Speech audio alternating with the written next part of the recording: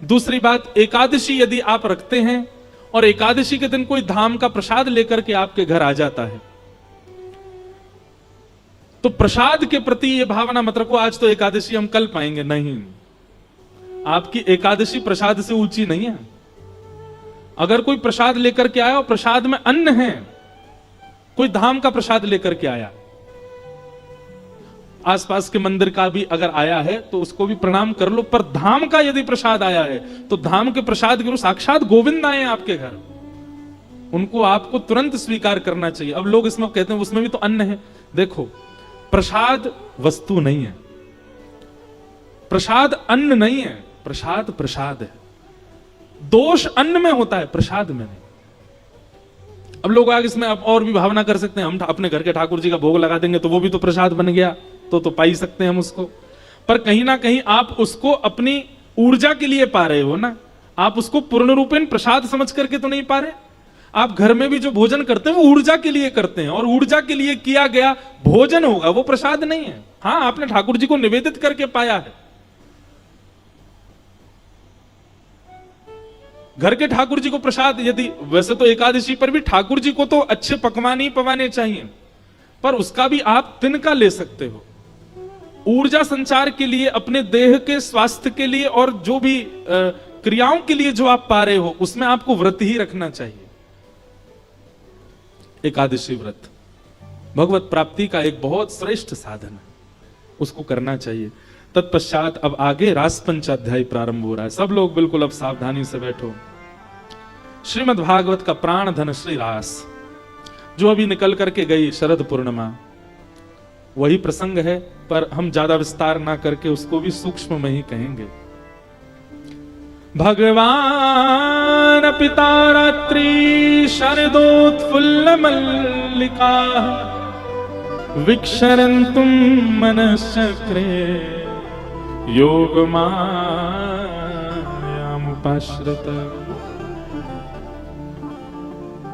ब्रज की जितनी भी गोपियां हैं बंधुओं, ये दिखने में एक गोपी है, एक शरीर है, एक मानव है, परंतु अंतरंग आत्मा जो है वो सदा सर्वदा से भगवत प्राप्ति करने वाला कोई वैदिक संत है, जो कब से प्रतीक्षा कर रहा है भगवत प्राप्ति के लिए।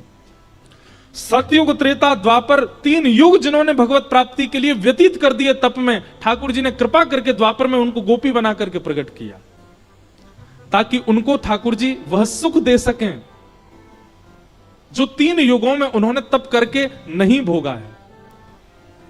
ब्रज के गोपी भाव को समझना बहुत मुश्किल है। लोग बाग उसको सामान्य स्त्री पुरुष का प्रेम समझ लेते हैं और यहीं पर दोष उत्पन्न हो जाता है। जन्म जन्मांतर, कल्प कल्पांतरों से लगी हुई यह सब गोपियां, ये कोई ऋषि हैं पूर्व जन्म की, जो कितने जन्मों से तप कर रही हैं, तब जाकर के इनको सौभाग्य मिला कि ब्रज की गोपी बन करके आई। और सबसे बड़ी बात, 3 वर्ष के ठाकुर जी को देख करके 90 वर्ष की गोपी के हृदय में प्रेम उत्पन्न हो रहा है। इसको आप सामान्य स्त्री पुरुष प्रेम जन्य नहीं मान सकते। ये काम प्रेम नहीं है, ये काम वर्धक प्रेम नहीं है, ये काम नाशक प्रेम है। बहुत ध्यान से सुनिएगा। भक्तिमती मीराबाई, मीराबाई इतनी सुंदर थी कि उनका रूप देख करके एक बार यदि कोई देख ले तो पुनः देखने की इच्छा होगी, इतनी सुंदर थी। तो जब मीराबाई की भोजराज के साथ में विवाह हुआ और जब मेवाड़ गई, तो मेवाड़ में मीराबाई जिस राजमहल में रहती थी, उस राजमहल में जिस तरफ मीराबाई का कक्ष था, वहां खिड़की के नीचे हजारों संतों की भीड़ लगी रहती थी और सब एक टक देखते रहते थे खिड़की की ओर। मीराबाई तो राजघराने की कन्या है, वो दर्शन देने की भावना से नहीं जाती थी, दर्शन करने की भावना से जाती, पर मर्यादा है इसलिए बाहर नहीं जाती थी, तो खिड़की खोल करके ऊपर से प्रणाम करती थी। और सब संत मीराबाई को देख करके नेत्रों से अश्रु बहाने लगते थे। तब कुंवर भोज, जिनसे मीराबाई का विवाह हुआ, उनके मन में भाव आया कि मैं संतों से पूछूं ये इनकी स्थिति ऐसी कैसे होती है। तो वे गए और संतों से जाकर के पूछने लगे कि आप मीरा को क्यों देखते हो और मीरा को देखने से आप सबको क्या मिलता है। तब संतों ने प्रत्युत्तर देकर के कहा कि 5-5, 10-10 वर्ष तक भजन करने के बाद भी ठाकुर जी इतने प्रिय नहीं लगे जितनी प्रिय मीराबाई को एक बार देखने से लगने लगे। एक बार मीराबाई को देखने के बाद ठाकुर जी इतने प्रिय लग गए जितने प्रिय 10 वर्ष के भजन में भी नहीं लगे।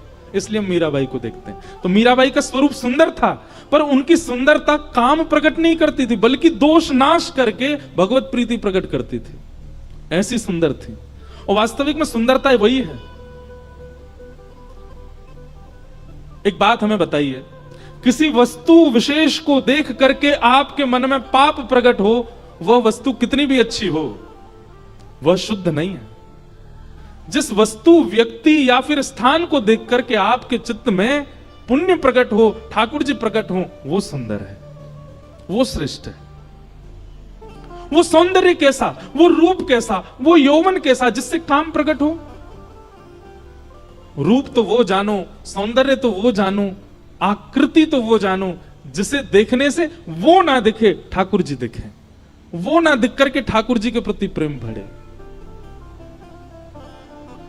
ब्रज की गोपियों को ठाकुर जी प्रियतम दिखते हैं अपने, और ठाकुर जी को देखने से उनके विकार नष्ट होते हैं। इससे यह बात उनको सिद्ध हो जाती है कि सामान्य बालक नहीं है, साक्षात परमात्मा है, साक्षात परब्रह्म है। इसलिए भगवान के रास में आने वाली गोपियों की आयु आबाल वृद्ध बनेता, छोटी से छोटी बालिका और वृद्ध से वृद्ध मैया भी ठाकुर जी के संग रास में है। वृंदावन के गौड़िया वैष्णव संप्रदाय के एक ग्रंथ में कहीं वर्णन है, 3.25 करोड़ गोपियां थीं रास में। कितनी? 3.25 करोड़। और ठाकुर जी ने जब रास किया तब ठाकुर जी कितने वर्ष के हैं? 7.5 वर्ष के। कितने वर्ष के?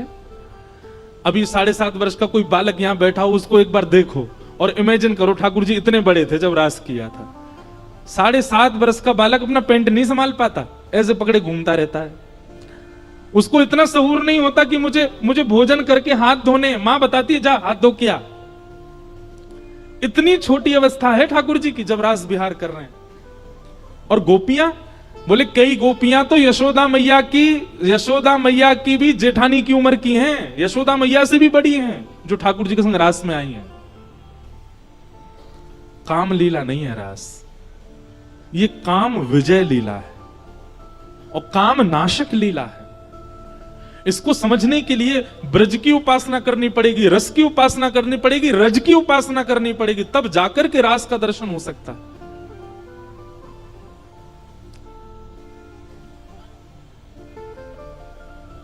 आज शरद पूर्णिमा का चंद्रमा जैसे उदित हुआ आकाश में, भगवान ने टेर बजा करके वंशी में सब कृष्ण प्रेम में उन्मुक्त गोपियों को बुलाया, और सब गोपियां जिस कार्य में हैं यथावत वहीं उस कार्य को छोड़ करके भागी ठाकुर जी से मिलने के लिए।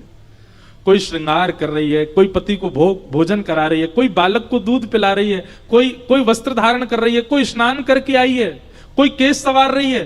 तो मतलब अगर केस सवार रही है और कानों में ध्वनि वंशी की आ रही है, तो ये नहीं सोच रही है कि मैं केस व्यवस्थित करके फिर जाऊं। जितने केस व्यवस्थित हो गए उतने केस व्यवस्थित हैं, बाकी के अव्यवस्थित केसों में ही भाग रही है ठाकुर जी के प्रति। एक आंख में काजल लगाया, दूसरी में लगाया ही नहीं है, ठाकुर जी की वंशी धनी आ गई, इतने में भाग रही है ठाकुर जी के प्रति। कोई अपने बालक को भोजन करा रही है, लेकिन बीच अवस्था में ठाकुर जी पुकार रहे हैं, तो वो आधी अवस्था में ही बालक को दूध पिवा करके भाग रही है। एक बहुत सुंदर भाव है इस भाव के ऊपर।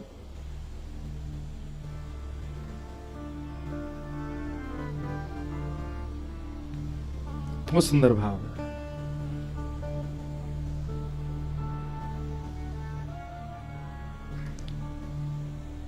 मुरली सुनत भई मती अति बौरी, मुरली सुनत भई मती अति बौरी। ब्रज भाषा के शब्द, बौरी मतलब अपने कंट्रोल में नहीं है गोपियों की मति। ग्रह ग्रह ते कारज तज अपने, ग्रह ग्रह ते कारज तज अपने निकस चली मगदारी, निकस चली मगदारी, मुरली सुनत भई अति बोरी, मुरली सुनत भई अति बोरी। नयन सिंदूर मंग अंजत है, नयन सिंदूर श्रवण बिजोरा साजे, श्रवण बिजोरा साजे। शीश तरोना माल गुही कच्छ में, शीश मरोना माल गुही,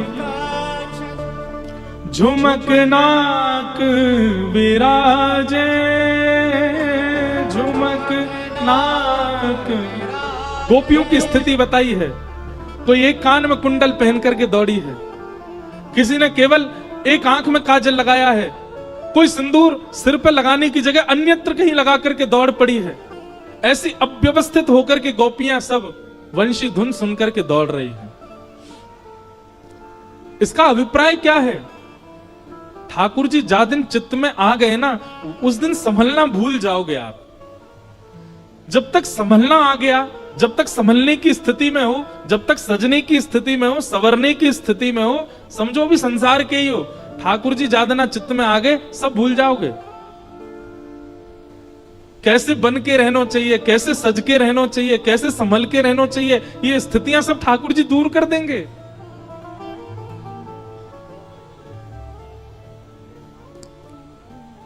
वो पद जिस पर आप इतने आनंदित हो रहे हैं, वो पद की गहराई सुनिए ना। बाला मैं बैरागण होंगी, क्यों? जिन भेषा मारो सांवरो रीजे, मैं सो ही भेष धरूंगी। बाला मैं बैरागण होंगी। ठाकुर जी जीवन में आते तो आप अपने तन को प्रायोरिटी नहीं देते कि मुझे ऐसे पहन करके रहना है। सेवा भाव जिसके चित्त में आ जाता है, वो सजना सवरना भूल जाता है, वो केवल सेवा के लिए रहता है। फिर सेवा भाव जिसके चित्त में आ जाता है, प्रेम लक्षणा भक्ति जिसके चित्त में आ जाती है, उसकी जीव फिर ये नहीं चाहेगी मैं ये खाऊं, ऐसा खाऊं, वैसा खाऊं, जो मिले बस जीवित रहने के लिए पालूं। एक प्रकार से वो अव्यवस्था में व्यवस्थित रहना सीख जाता है, जिसके चित्त में ठाकुर जी आ जाते हैं। वो एक आसन पर बैठ करके पूरी कथा सुन सकता है। वो बिना पंखा, बिना एसी, बिना किसी व्यवस्था के भी एक स्थान पर अधिक समय तक विराज सकता है। ये अव्यवस्था में भी व्यवस्थित होना सिखा देते हैं ठाकुर जी।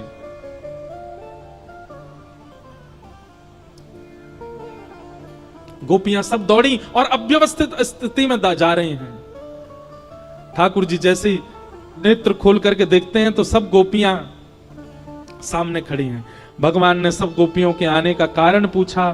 तत्पश्चात भगवान ने 10 श्लोकों में बार बार गोपियों से कहा अपने घर वापस चली जाओ, पर गोपियां नहीं गईं। भगवान जब शांत हो गए तब गोपियों ने प्रत्युत्तर दिया कि नाथ, आप ही तो कहते हो सब छोड़ करके मेरी शरण में आ जाओ, और हम जब सब छोड़ करके आ गए तो हमसे कह रहे हो वापस चली जाओ।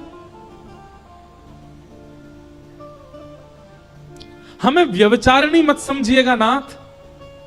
हमारा प्रेम ऐसा नहीं है कि हम आपको बाध्य करें कि हमसे मिलो, हमसे बात करो, हमें दिखो या हमें देखो। हमारा प्रेम ऐसा नहीं है। तत्सुखे सुखित्वम। एक बार हमें यह आश्वासन कर दो कि हमारा प्रेम स्वीकार कर लिया, उसके बाद भले ही हमें जीवन भर के लिए छोड़ के चले जाओ, हम जीवन में कभी आपके सामने नहीं आएंगे। हमारा प्रेम तो विश्वास पर टिकता है, मिलन पर नहीं, दर्शन पर नहीं। लेकिन हमारा प्रेम आपने स्वीकार कर लिया, यह वचन दे जाओ हमको, बस उसके बाद फिर मुड़ के कभी हमारी ओर मत देखना, हम जीवित रहेंगे फिर भी। गोपियों का प्रेम सामान्य नहीं है बंधु। उद्धव जी महाराज जब वृंदावन जाते हैं तो गोपियां कहती हैं उद्धव, वृंदावन से मथुरा इतना दूर नहीं है कि हम कृष्ण से मिल नहीं सकती, दिन में 2 बार जाके मिलके आ सकती हैं, पर हमारा प्रेम हमको अनुमति नहीं देता। हमारा प्रेम ऐसा नहीं है कि हम जबरदस्ती जाएं और जाकर के नित्य उसका दर्शन करें। बिना दर्शन के भी कृष्ण मन कृष्ण धन, कृष्ण ही हमारो मन, रोम रोम में कृष्ण विराजमान है। उद्धव, हमारा प्रेम ऐसा नहीं कि हम उनसे मिलें या उनको यहां खींच के लाएं या बार बार अपने एहसान बताएं, हमने उनके लिए ऐसा किया और तुम हमें छोड़ के चले गए। हमारा प्रेम ऐसा नहीं है उद्धव।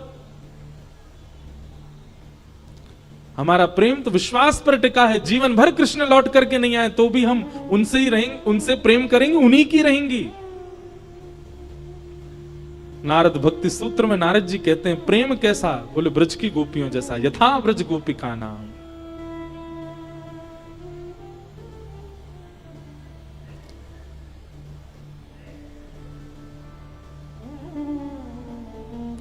ठाकुर जी गोपियों की बात सुनते हैं और फिर गोपियों से कहते हैं, अरे मैं तो परीक्षा ले रहा था आप सबकी, आओ चलो हम रास करते हैं। और ठाकुर जी गोपियों के संग रास करने लगे। एक एक गोपी के पास जाकर के ठाकुर जी उसकी सुध लेने लगे, किसी के रूप का वर्णन करने लगे, किसी के चरण पकड़ने लगे, किसी के वस्त्र में ठाकुर जी स्वयं बैठने लगे, किसी को अपने हाथ से पवाने लगे। और इन सब क्रियाओं की वजह से गोपियों को मान हो गया कि हम अत्यंत सुंदरी हैं, इसलिए हमारे सौंदर्य पर ठाकुर जी मोहित हो गए।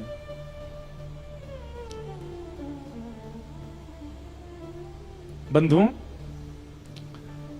एक बात मेरी बहुत ध्यान से सुनिएगा। हम इतनी भक्ति करते हैं, इतना भजन करते हैं, इतना नाम जप करते हैं, इतनी कथा सुनते हैं, इतनी सेवा करते हैं, फिर भी ठाकुर जी प्रकट क्यों नहीं हो रहे हैं? क्योंकि कहीं ना कहीं ठाकुर जी को यह चिंता है कि मेरे प्राकट्य से इसके चित्त में यह मान ना आ जाए कि मैंने ठाकुर जी को प्रकट कर दिया। ठाकुर जी को हमारी चिंता है कि कहीं इसको अभिमान ना हो जाए। अरे हम दो चार कथा क्या सुन लेते हैं, दो चार कथा सुना क्या देते हैं, तिलक लगा करके कुछ दिन रह क्या लेते हैं, हमको इसी से मान हो जाता है। ठाकुर जी प्रकट हो गए, हमारे हाथ से पाने लगे, हमसे श्रृंगार कराने लगे, हम तो ढिंडोरा पीट देंगे पूरी दुनिया में। मान करेंगे कि हमारी भक्ति की सामर्थ्य देखो, ठाकुर जी प्रकट कर दिए। इस भय के कारण ठाकुर जी प्रकट नहीं होते कि कहीं इसको मान ना हो जाए, क्योंकि गोपियों के चित्त में मान हो गया। और जैसे ही मान हुआ, ठाकुर जी सर्वांगीण गोपियों के मध्य से अंतर ध्यान हो गए। और ठाकुर जी के अंतर ध्यान होते ही गोपियां विचलित हो गई। हे श्याम सुंदर मधुसूदन माधव, गोपीनाथ गोवर्धन कहां हो आप? अर्धरात्रि का समय विहंगम जंगल गोपियों को छोड़ करके ठाकुर जी चले गए। अबला नारियों की तरह सब गोपियां ढूंढ रही हैं कि श्याम सुंदर कहां है। प्यासे को एक घूंट पिला करके पानी दूर कर दिया जाए तो वो प्यासा तड़प करके मर जाएगा, वैसी स्थिति गोपियों की हो गई। तभी गोपियां यमुना तट पर गईं, किशोरी जी का दर्शन किया, चरणों में गिर गईं, बोले हे श्याम सुंदरा, हे किशोरी जी, कहां चले गए श्याम सुंदर? आप कृपा करो ना, ये श्याम सुंदर हमें बहुत हम कब से प्रतीक्षा कर रही हैं। सतयुग निकाल दिया, त्रेता निकाल दिया, संपूर्ण द्वापर भी निकलने को आया है, जैसे तैसे गोपी बनकर के आई हैं। आज इतने वर्षों, इतने युगों बाद मिले हैं और फिर अंतर ध्यान हो गए, छोड़ के चले गए। हम कब तक उनका प्रतीक्षा करें, कब तक तड़पती रहें? हे स्वामिनी जी, आप कृपा करो।